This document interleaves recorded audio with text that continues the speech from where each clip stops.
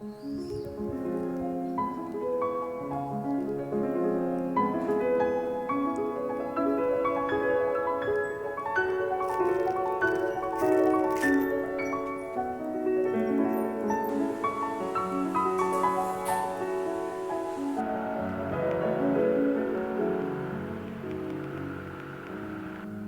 Άγγελος Σικελιανός το 1909 συγγράφει στη Λιβική έρημο την πρώτη του ποιητική συλλογή με τίτλο «Αλαφροίσκιωτος».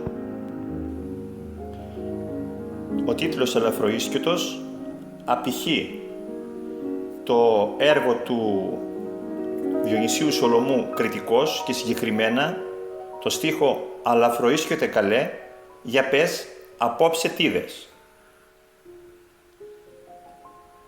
Ο θαυμασμός του Άγγελου Σικελιανού για το Διονύσιο Σολομό ξεκινάει από πολύ παλιότερα, από την ηλικία των 18 ετών, που με αφορμή την ανέγερση του Αδριάντα του Σολομού στη Ζάκυνθο το 1902 συγγράφει κατά μίμηση του έργου του Σολομού «Ύμνος εις την Ελευθερίαν» το αυχαιρωματικό ποίημα «Ύμνος εις των Διονύσιων Σολομών».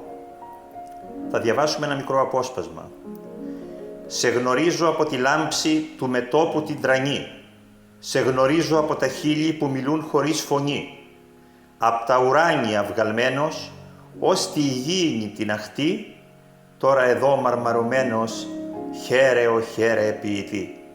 Εκεί απάνω εκατοικούσες, πικραμένος στη σιωπή, και ένα στόμα εκαρτερούσες, έλα πάλι να σου πει.